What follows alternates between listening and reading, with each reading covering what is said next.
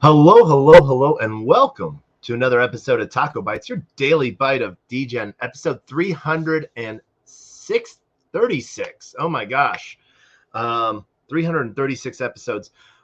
We are going to just cover some short stuff today. We are doing some trading pieces, really showcasing the power of Axelar's satellite bridge.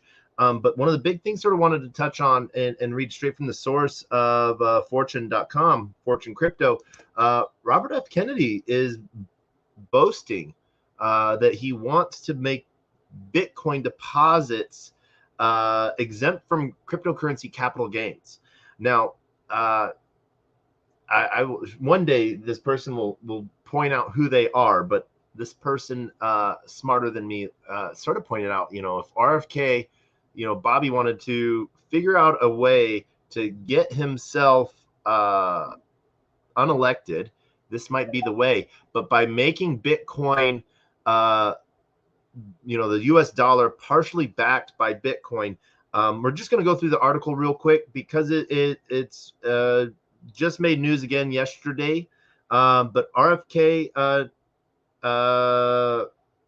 is a Democrat candidate running for president. Tuesday, recently condemned by his very own family for claiming that COVID. So, speaking virtually during an event hosted by Heal the Divide, Kennedy said that he wants to exempt the conversion of Bitcoin to the US dollar from capital gains taxes, as well as back the US dollar with real finite assets such as gold, silver, platinum, and Bitcoin. So, he said the very two policy proposals would be part of his administration's mission to making America the global hub for cryptocurrency, particularly Bitcoin. So he has further states that he has between 100,000 and 250,000 in the cryptocurrency on its balance sheet. And then they wanted to point out that his income investment generated less than $201. This is sort of one of those interesting things where I don't necessarily know where you would lean left or right, but we see politicians trying to take a stance on crypto. And when it comes from the Democratic Party, people will have to wonder if Elizabeth Warren has had her heyday, or if we're moving into the writing is on the wall. The SEC has been slapped around in its face. The SEC finds victory in defeat. So hats off to you for turning the other cheek and looking brighter. But it's really interesting to sort of see how this goes. We have people like Elizabeth Warren who are touting Bitcoin being criminals' number one currency. Criminals, it's just an easy way for them to get money because, like any other scam, just like scam artists are able to get Target gift cards from your grandma to pay off their taxes, rather than addressing criminals, wants to just criminalize everyone. And so we see the same thing happened with the SEC, where they wanted to sort of say that platforms are guilty of trading securities without actually proving that what they are trading are securities. And so this is a really interesting fact piece here. Some really cool stuff that we have coming up tomorrow. We actually have the Matthew from Talbot Ventures, the creator of the Inverse Kramer, on the show. That is going to be a wild ride to sort of talk both about some of the different strategies and ETFs that he's created, what other ETFs are out there that are like this, how often these get made. And then we're going to be talking about BlackRock's Bitcoin ETF and what they're going there. And, Larry Fink would not submit a proposal for an Bitcoin ETF unless he knew it was going to get approved. Does this go back to the I scratch your back, you scratch my back? Does this go back into the good old boys type of things? Or, not going to do something to say that it fails? Or right off the brain right here, is it meant to fail? Saying, we're going to put all this money, we have all this things behind it, and then set it up so that it fails. So then they can try to say, oh, Bitcoin's as an ETF fails. thus dumping the market a little bit more and allowing BlackRock to scoop up even more Bitcoin. You know, we're going to have an interesting take on that. We're going to have a lot of fun with that. We're going to try to see, you know, connection with that we have with William Schweitzer, who is running for U.S. Senate against Gillibrand here in New York on the show as well, as he wants to bring blockchain to political finance, fundraising, and the tracking of funds that way, not necessarily as accepting crypto as for donations for political running, but using blockchain infrastructure to keep track of all donations and all monies received. Because right now, as he likes to say, that basically PACs are just big money laundering funds where they just create shells to make different deposits so that all deposit requirements are met on no one person donating more than what's legally allowed. Yet, if legally allowed is at a certain level of around, I think, $3,000 to $200 anonymously, $3,000 per individual, how are politicians able to charge $1.5 million per plate at an event? Makes you think on that.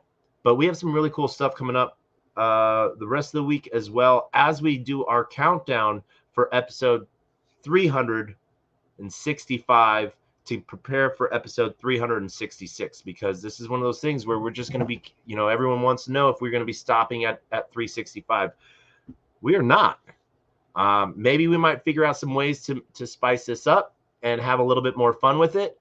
But we never really know yet what that might look like. So I want to thank everyone that's been joining us for everything as we go through all of these things, because it is one of those fun things that we get to continuously do time and time again.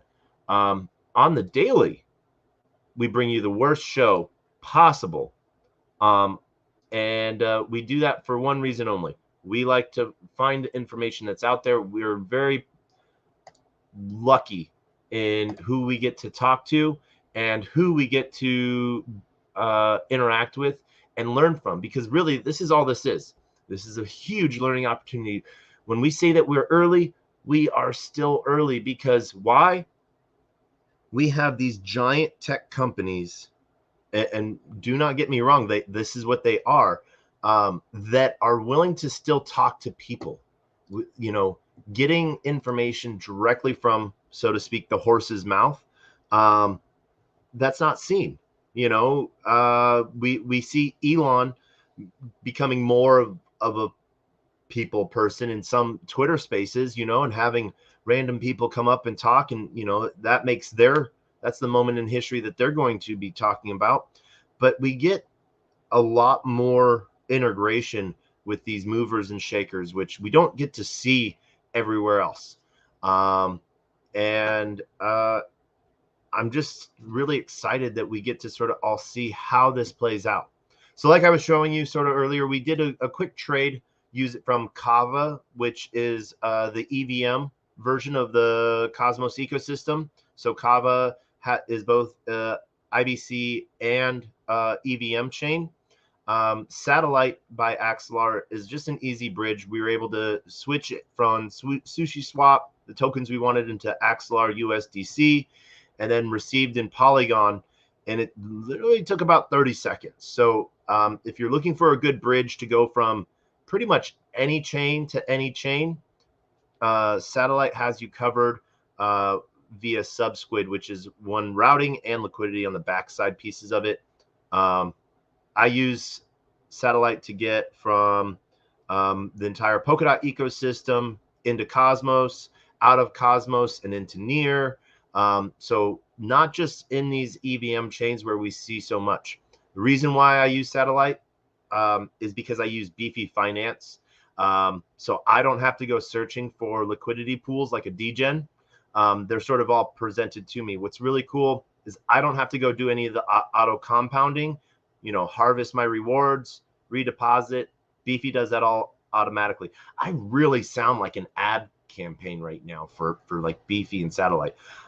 I'm just actually talking about the shit that I use on a daily, and things that I think really add to using new forms, getting in outside of the normal things that we do within blockchain. Sushi Swap, one of the things that we were sort of showcasing was how quickly we can get from USDC Axelar to Matic. And so we're going to just showcase this real quick. We have our USDC loaded, and we are going to just straight up switch into Matic after giving it approval. And so, we gotta unwrap that first. So that's one thing that we do have to do. I do want to shout out to everyone that is joining us on YouTube, everyone that is joining us via Twitch, LinkedIn, Telegram, Xenon, and Twitter. Looking at Twitter, I got a couple people that I have not seen for a minute. Some amazing people that I'm going to be seeing in Vegas and hopefully in Austin as well this year.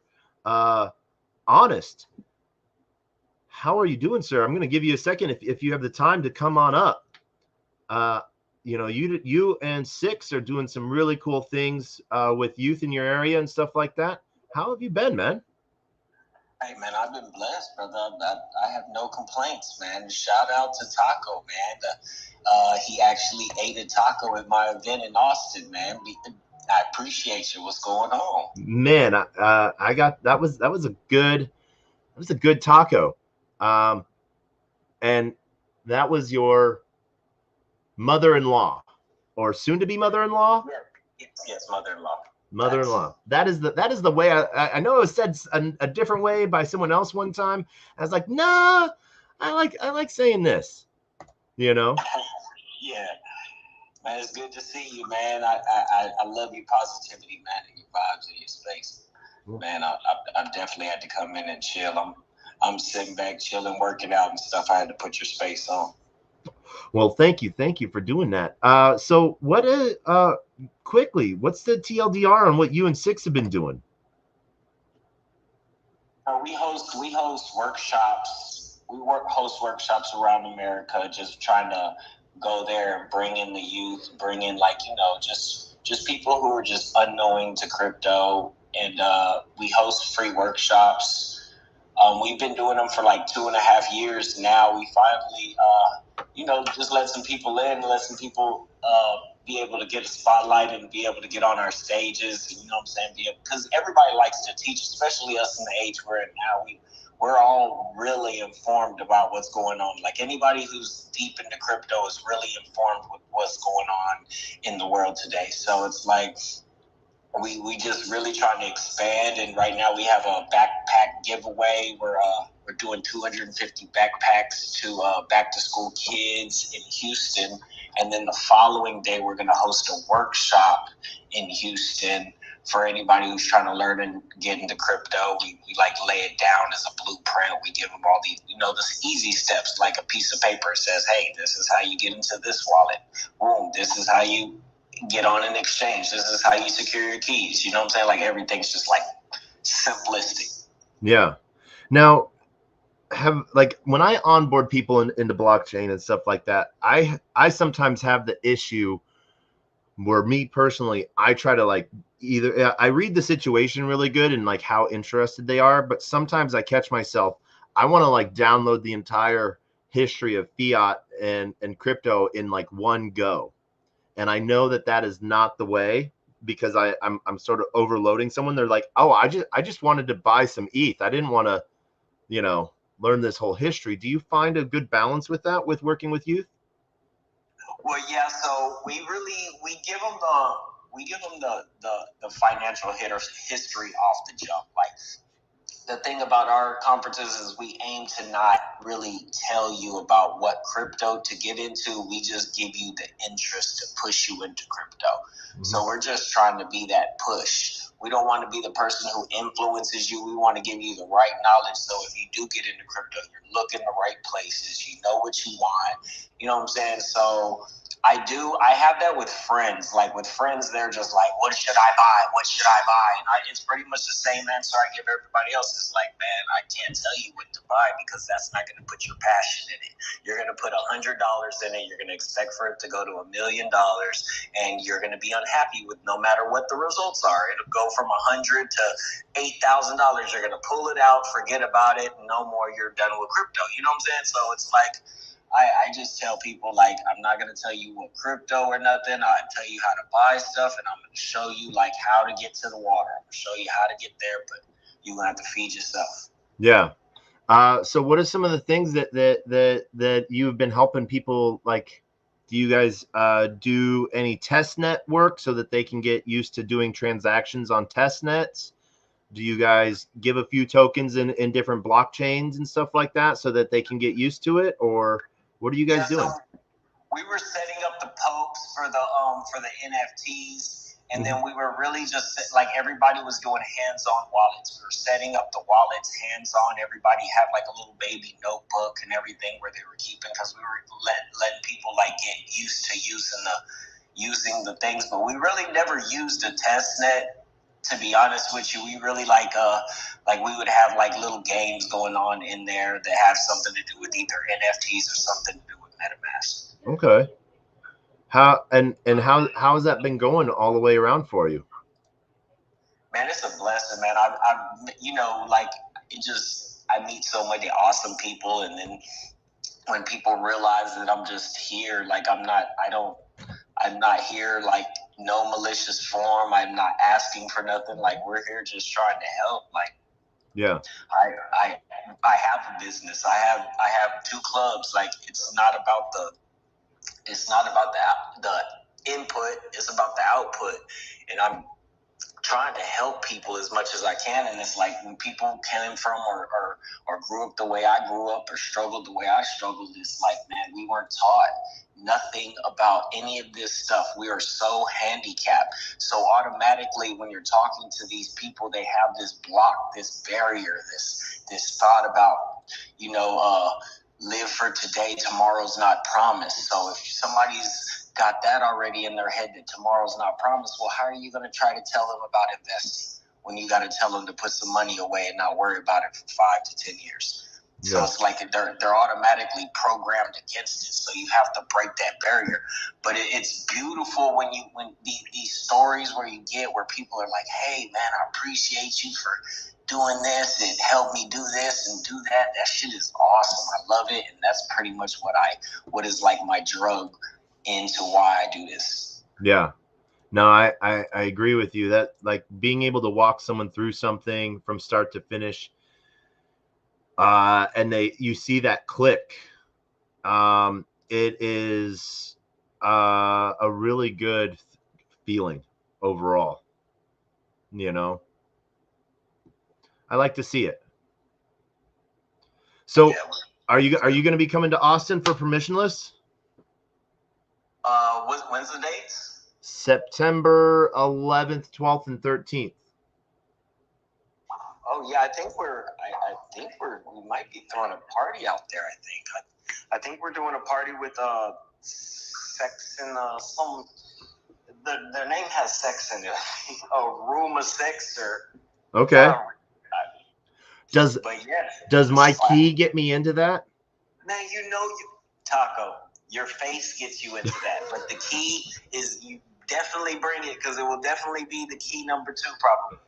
Hey, I will always work to collect more keys, All right. Welcome to the stage, Carmen. Hey, Taco, look at this. Twice in like the last 24 hours. I know. Like, you better watch out. People might think that you like me. You know what? I love you. So let's just put that out there. Okay. But no, I haven't taken a mic. And first off, I haven't met you, honest, but what you were speaking about right now just resonates so greatly with me. I too try to give. In fact, I have to teach people how to receive and convince them that I have no expectation. And good leaders who are trying to get the message out there and teach others have to break down that. So when you're talking about breaking down, I have to teach people how to feel worthy of help and advice, and that I don't want anything from them, and that it's part of my purpose to give that, because the more that we can create new leaders in this space, new people who won't give up, who understand that the challenges are going to come, and that they can lean on people like us who want to give to support that, to support them through that. You know, it's weird for people to meet people like us. It's like, I want to give you all the knowledge because I'm not the expert here. I'm just more tenured, and I need to help you with the velocity at which you can overcome these challenges, to open up your eyes to understand the zoom out picture of the entire ecosystem and all the variables you have to overcome. The smarter I can make you, the better equipped you're going to be to accomplish whatever mission you have in this space. And the more wins that we have in this space of us using this technology for good, in the right ways, with scalability and a purpose, then I think we're going to be making bigger impacts. And there's so many people like you and I, Honest and Taco, that take these moments to give, not for our own success, not for our own fame, but for the simplicity and the value of, I want this to be a better world because we're doing the right things and we're using this technology the right way. So thank you, guys. Yeah. Oh yeah, appreciate you. Amazing things going on, amazing things happening. You know, would love, Carmen, for you and Honest to connect. What Honest and Six are doing really really set the stage. You guys are doing amazing things. So I love it. I'll give you something for your stream. Would you like some alpha? Yes, we need the alpha. Please give it. Yes. Listen, guys, you guys know that I love my city of Las Vegas. I call myself a Sin City girl. That's probably why I'm part degenerate in this space. Taco likes to say I'm an activist / a degen. So what I have recently found out, and who I've been meeting with locally, is there are talks about a crypto casino being built on the Strip. In fact, I'll be flying out to the investors.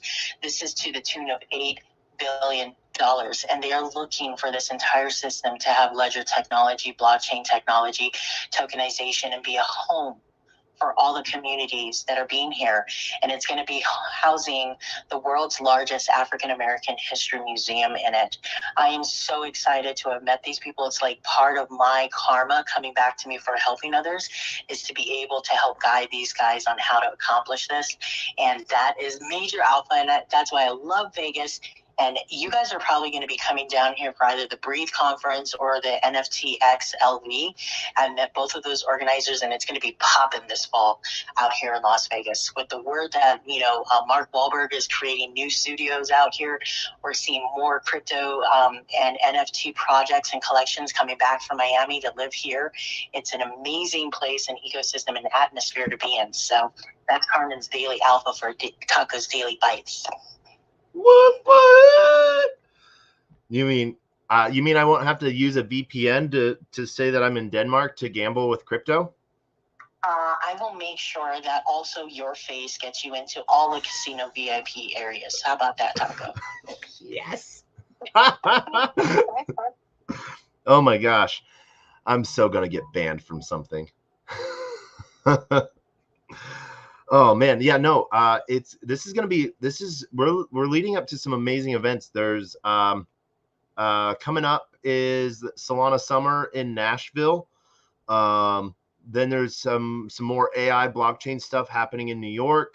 We have Permissionless happening in Austin. Then we have Breathe happening right after that. So I'm trying to route it so that I'm going from Austin and then driving to Vegas, because I'm going to be driving all the way from New York all the way to Austin. That is a fun drive, let me tell you. I do that straight, so like a boss. And then I go smoke a cigar, and then I sleep down. Sleep. You got to sleep. You have to sleep, Taco. You have to sleep. That is a long ride. It is so, and then you literally got to pay to come down here, right? Because there's like 10 tolls or something. Yes. I have found. I think we need to integrate some kind of supply chain mechanism into where in the world is taco. So I need to talk with Hive Mapper. I want to talk with Hive Mapper, and I could literally help decentralize map infrastructure and earn token at the same time, because with the amount I drive. Who turns down tokens for driving? Drive to earn. You know, but there's some really cool stuff out there. One of the that reminds me, I have to find his number, Carmen, but it's a guy that helps run Pollen Network. I know you have access to a bunch of buildings in Vegas, but providing decentralized cell phone service. Yes, I want to know that. Yes. You know, I've been finding my way to build bigger systems and customize enterprise solutions for bigger entities. And one of the coolest things that I've recently thrown my hat in the ring for is building blockchain technology for the UN. And that's through the Government Blockchain Association. And what we're starting to see is like these public services need to be at the top of our list. So I've recently found a lot of those kinds of projects. So let's add them to it, and let me go through some discovery calls to find out where we can put them. Definitely. Yeah, no. What's really cool is I want to welcome Jake up to the stage. It's just there's just so much going on that we need to be aware of that just sort of works to the UN. It grinds my gears at times. They try to say they almost hold back innovation in a way sometimes until they get a hand on it, and then as soon as they do, they're like, we're the first one to do this, and I'm like, no, you're not. Yeah, we were just talking about that last night, right? Yeah. But I'll tell you, like, oftentimes when I meet these government agencies, like, you know, in May, I met somebody from the FAA. Now, this person, I feel a spirit connection and an animal connection because we're both part Degen, right? We connected because we both sacrificed for Pulse Chain with Richard Hart's team. And so we connected there. And then he said, this is what I do for the FAA. And I'm so passionate about blockchain. And I just need, some tiny bit of blockchain technology that can be integrated into maybe our HR or our supply chain, something really small scale, maybe that only affects, 40 team members. But I want it as a proof of success because I'm trying to convince my leadership and the ladder that exists above me to take a look at this. And yet the optics in the media are just so scary for them that they don't want to touch it. And I go, I hear you. I know this. And we can do it through education. And if we can support you in creating that enterprise solution for you, then, we can get our foot in the door. And we can start to have impact by showing them, look, it's not just the tokens. It's not just the monetization of the ledger technology and all these other infrastructure pieces. But we have to build trust by sometimes not going too fast. And so you don't want to restructure the whole FAA. Take a bite, taste it, and then see if you want all the courses, right? Because when you take a look at big entities like that, it's more than just one thing that exists as a tool on the blockchain. It's a combination of a lot of different things that will serve its own purpose. And it's not, it isn't what it looks like, right? Yeah. Let me through the door. Let me educate you. Let me teach you. Let me even take away the fear and overcome those objections that they have, so you can see the good in the technology. Yeah. We got a hand up, Mr. Jake. Hey, what's up, Taco, man? Yeah, I just didn't want to cut in. Y'all were building a great conversation. Shout out to Carmen. Shout out to Taco. You're absolutely right when you talk about starting off with little bites. As a previous government contractor, a GS, I was always championing blockchain technology to the company I work for and to the military. And, people were fascinated by it, but they didn't have anybody to go to in the industry that could assist them. And there's a few projects out there that are working with the Air Force specifically that I've been invested in when I was there, and I told them about it, and they started working with them. But to drive home what Taco was talking about, things like drive to earn, right? So, things like a decentralized telecommunications network. And I know Taco mentioned the Solana network. I'm sure he's familiar with HNT, Helium Network, as well as Hive Mapper.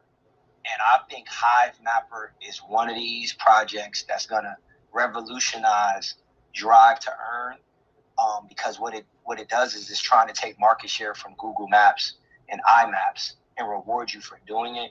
And I think Hive Mapper, following along with HNT, as well as Demo. I don't know if you're familiar with Demo, Taco. That's another. I've been part of Demo since it was. I was one of the early beta users of Demo.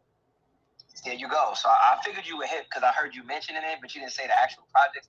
I'm like, yo, Taco's hip because I'm really for it. And people that have trucking companies or taxi companies, it's a really good way to onboard people slowly into this crypto blockchain technology and reward them with like quarterly rewards and that token that you can go cash out and turn into real capital to utilize. And that's really what is always been fascinating with projects like that for me. And I just wanted to jump on that because when you were saying it, bro, I was like, he's absolutely right. I've gotten a few people in the Hive Mapper. I told people about Helium Network when it was like $1 and getting and setting up different devices in your home to stabilize that network. And then them getting on Solana chain with the mindset of Solana's making a blockchain cell phone, and now they're the network that cell phone can operate on. I thought that was strategically very, very smart. And even though people give HNT a lot of shit, I think they're doing a lot, no matter what people say, because they're just putting the pieces together. Yeah. So that's what I had to add about that, man. No, where the way Helium moved, like, they did a big piece, and we almost saw a couple different projects like Helium move to Solana. The other one is Nodal. Nodal ended up moving to Polkadot instead of Solana, and they were looking at what they could do. They were able to have their own parachain in Polkadot versus, being part of the chain. And so then that way they could control a little bit more the flow of the Internet of Things. And so that was, but seeing Nodal move off of XLM, Helium had their own chain, but that was an infrastructure piece where they're like, we're just almost a copy and paste. So it would be an easy integration over.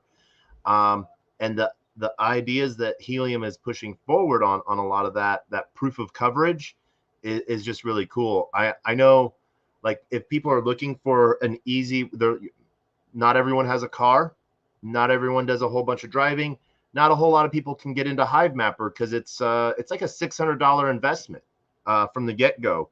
What I've been told, Coin app, I use Coin as well.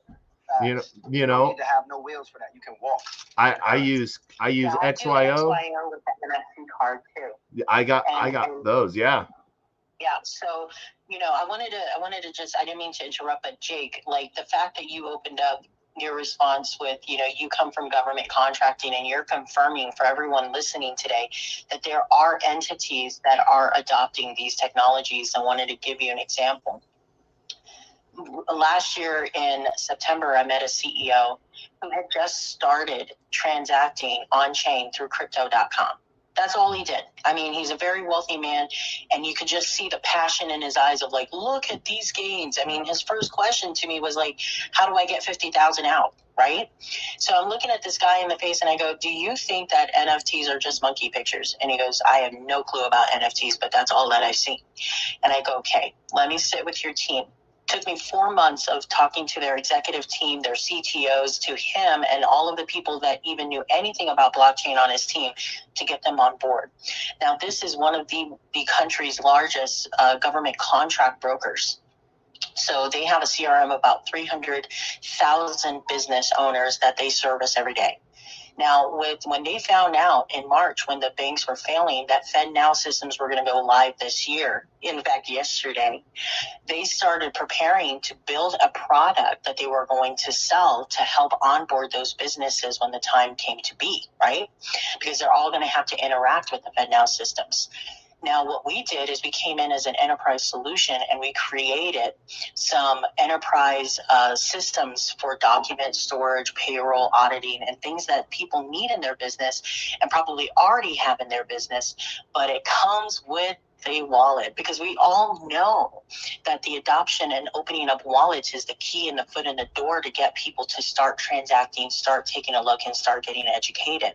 So we found a strategic way that somebody who's going to be offering centralized onboarding for this new system can be paired up with a decentralized wallet, but giving them nothing but value, maybe even giving it to them at a better price, because we want to see adoption. And then as things get better and we get clarity on regulation, we'll be able to have that captured audience of the key people that are heads of companies and give them other options in the DeFi space. So we always have to take those little bites. And sometimes the UI and the ease of people onboarding and just getting the value out of it is the way that we can get this adoption to where it needs to be. No, I definitely agree with you, Carmen. I've definitely been in those type of meetings where you literally have to keep coming back for months, 4 months, 6 months, a year, until it starts to sink in and creating the user interface, the UI, like Carmen is saying, where it's acceptable.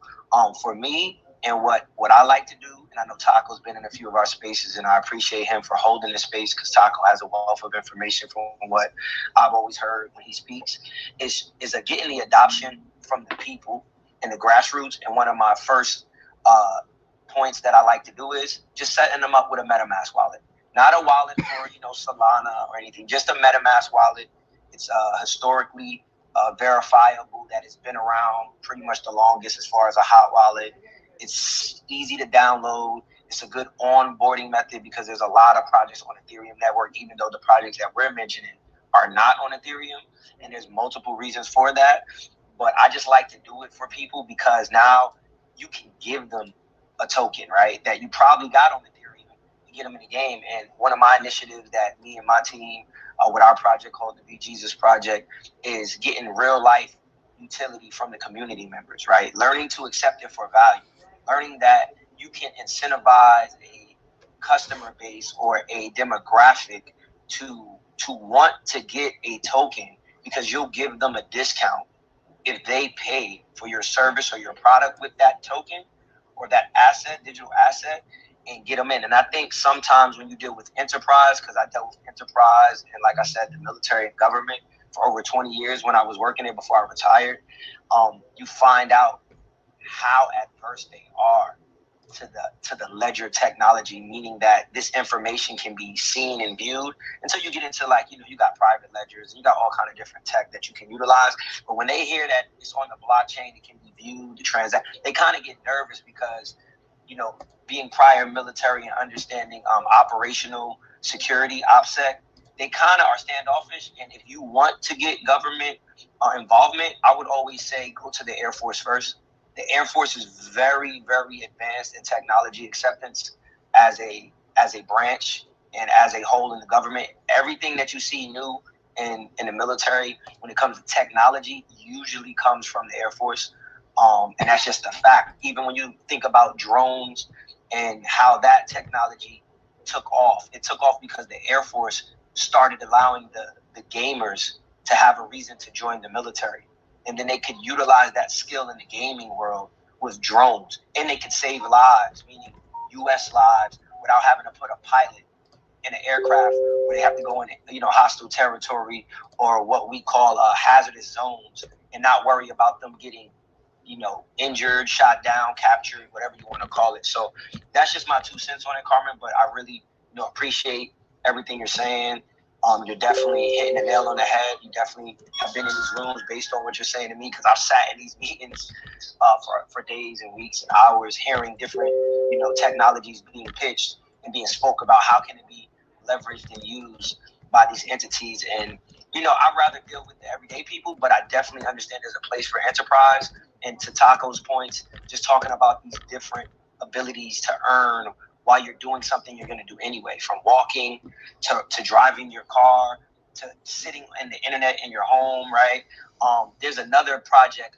Man, I always forget the name of it, but I've actually seen it in the DC metro area where I forgot the name of the project. Taco might know, or maybe even you, Carmen, where it's a Internet of Things device that you hang up by your door, and it can track people coming in and out of your facility because it pings your smart device, whether it's your phone or it's your watch or any smart device, and it can talk, right?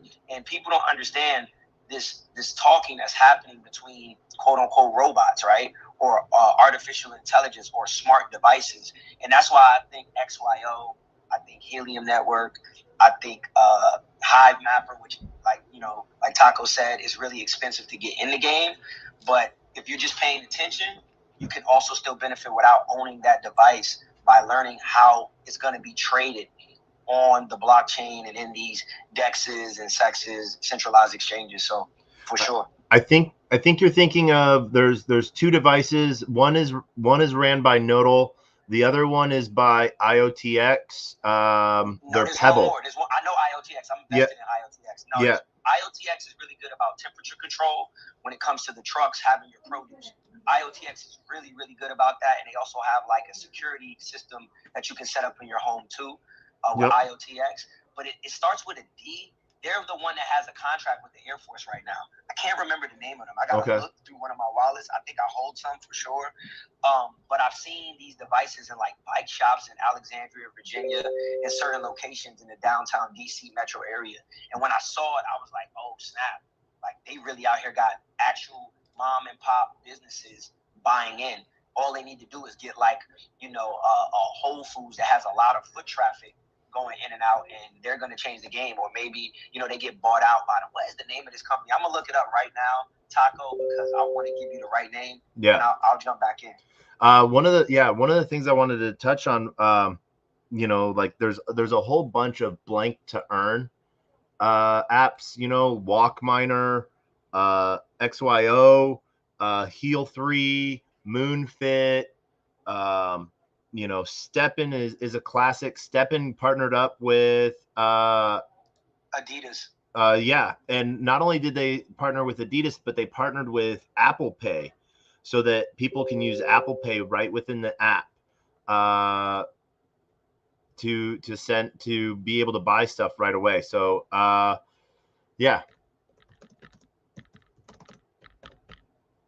Yeah, you're definitely right about those partnerships, and that's just about getting adoption, like Carmen is saying, right? Yep. Like you make the right partnerships, and then they help you just spread the word and get everyday men and women and other businesses involved because they have that reach that as a upstart crypto blockchain company you may not have, right? Yep. So it's super important, and if you can get mom and pop businesses to do it and start mentioning you, and they use POS systems, point of sale systems, yep, and you see that happening.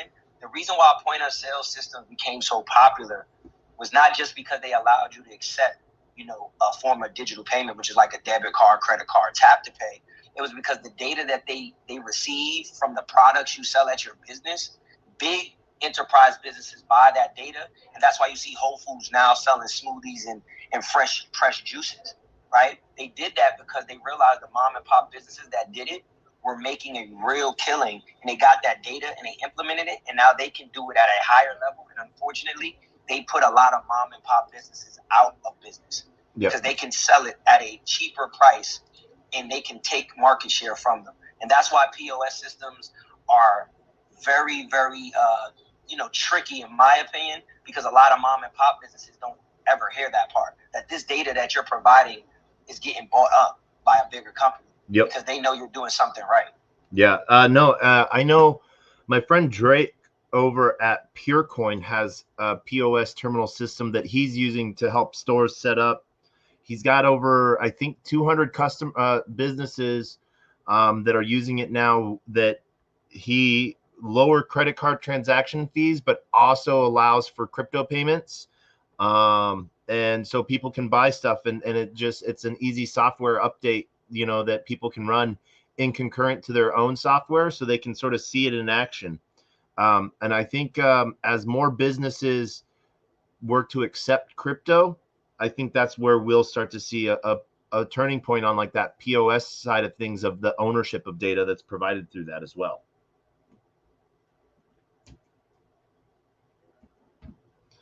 I don't know. Just hey, Taco. The name of the company is Constellation. That's the name of the company. They have the partnership with the U.S. Air Force. Constellation. They make a device that allows you to track things. They have ledger technology. Constellation is the name of the project, bro. Okay. I forget their ticker, but I'm gonna find it out. But that's the name of the company I was trying to think of that had a partnership with the U.S. Air Force. All right. Nice. We will look that up. Yeah, no, there's just so many things out there that are doing amazing things. So really happy to see that. Yeah, no, man, this stuff makes me bullish on everything, you know. Yeah. Oh man. Hey, Taco, I have a question because yeah. I gotta try to talk to you on the back channels or have Monster speak to you about you always say it, and I always appreciate when you say it about how you can ease the transition for Web 2 or just everyday men and women to go straight from fiat with their debit card into your project, right? Weren't you telling us like you can set that up on your website and just make it a super easy transition? Was that you just explaining that to us one space? Yeah. And we really want to do that with our project that we launched because we have a lot of people that want it. And the hurdles that you go into after you get a MetaMask or a Trust wallet or any other of these wallets.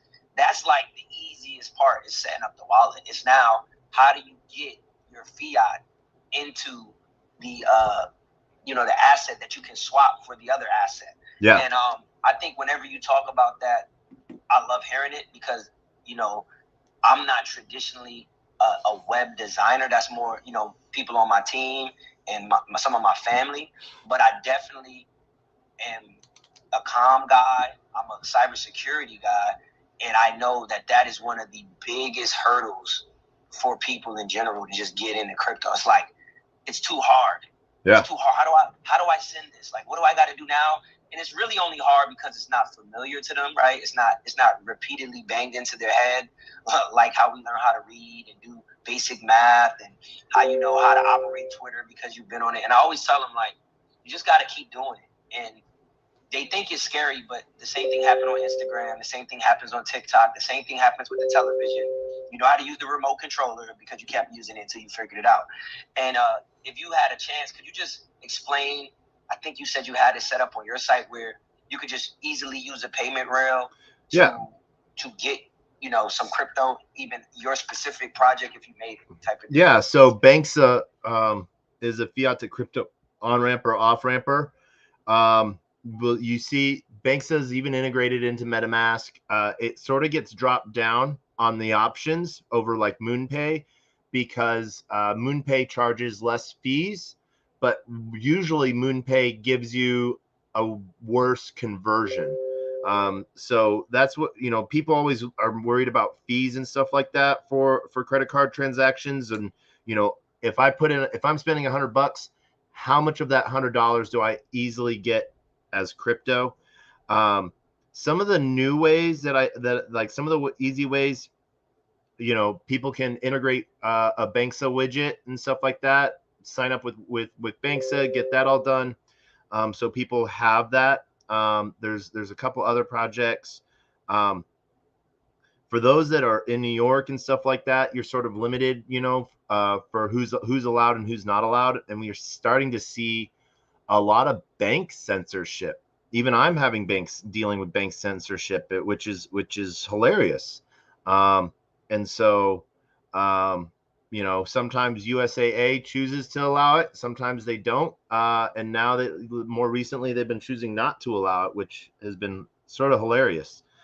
But Banksa is integrated with Google Pay and Apple Pay, so people don't even have to re-KYC stuff. So it just makes it a lot easier, So there's some really good stuff. And I just sent you.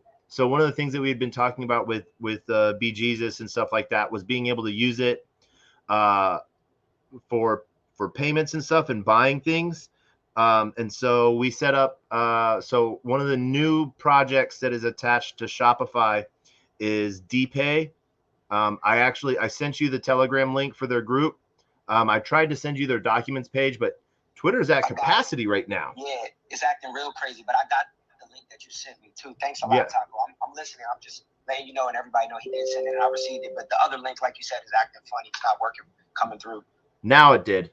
But I had to send it like 4 times, and Twitter was telling me that Twitter was overloaded. So, I'm glad we didn't get rubbed. But no, this is it's a great thing. We see some really cool stuff building out. We're gonna wrap this up, but I'm gonna call on both my guests up here for one last thing before we end this, as we normally do. Tomorrow I have the founder of the Inverse, Kramer, joining us, and we're going to be talking a little bit about stocks, but we're also going to be talking about how crypto markets are affected by everything. So we're going to be having Matthew Tuttle from Tuttle Ventures joining us tomorrow. And for those of you who don't know what the Inverse Kramer is, Jim Cramer makes a lot of calls that seem to not always go well. And so someone made an ETF that that shorts anything that he says, and takes long positions on the opposite of what he's doing. And so it was one of those things that is just so meme worthy, to where now, anytime Kramer says something, everyone just automatically cringes that the opposite is going to happen. So we're going to be having Matthew on tomorrow. It's going to be a blast as we get ready we're on the countdown now for episode 365 to 366 and what that looks like after those numbers. So as always, I want to go around the room and, final thoughts and words of wisdom. Jake, let's start with you. Hey, Taco, man. When you say Inverse Kramer and you just mentioned that guy, my words of wisdom are, if you've ever seen the movie A Bronx Tale, Kramer is literally mush from A Bronx Tale. Whatever he says or touches, just rip up your ticket if he's in it with you, because it's going to go the complete opposite way you thought it was going to go. And my only words of wisdom are, don't get discouraged. We're really early. Even though crypto has been around 12, 13 years, you're still super early. You can tell by the adoption. And, definitely show up to Taco Spaces. I'm always glad when I can catch them and jump in and just catch some knowledge, wisdom, and share anything I've learned. And I really thoroughly enjoyed hearing Carmen speak about her perspective and what she's aiming for, coming from the Las Vegas area. And I definitely heard the same thing from some of my people in the military out there at Nellis about they're putting a crypto casino out there, because they know I'm into crypto. So they would write me like, yo, man, you told us about this. I was like, I told you. So those are my only words. Those are my closing thing. Go, follow everybody on the panel if you could. And, definitely look into the Beat Jesus Project. It's unapologetically Black, but that doesn't mean it's not for everybody else. And, it starts off as a meme, then it turns into something else. And that's what I'll leave with. All right. Thank you, Jake. Yes. Check out the Be Jesus. There's some, at least stay for the memes. The memes are worth it. Hey, Taco, did anybody, I'm saying this right now, I feel like this is kind of alpha. If anybody had the capability, there's not an Inverse Kramer meme token, is there? There is. Like it would be a hit. Oh, there is. Okay, there is. Okay. There is. Yeah. What he talks with the Inverse Kramer coin guys. They're really cool. He said the Inverse Kramer parody account actually blocked him. So yeah, some funny stuff there. Twitter drama at its finest. And Carmen left the stage because she knows the way this goes. So we're gonna end here with my words of thoughts and wisdom. They're the same words I end every episode with. Maybe eventually I'll come up with new ones. But a closed mouth cannot be fed, and you cannot feed a closed mouth, meaning if no one knows you are looking for opportunity can never come a knocking. And if opportunity does come knocking and you're not ready to answer the call, it's going to keep on walking. And we end every episode with the worst, best, or the best, worst knock knock joke on the face of the planet. It's done out of love. It's done out of those who come before me, and done for those that will come after. And it's always done out of respect and love. It rubs people the wrong way sometimes, but it is done with the good of intentions. And Jake, since you were up here, you get to help me with this. Are you ready? I'm ready, man. Let's go. Knock knock. Who's there?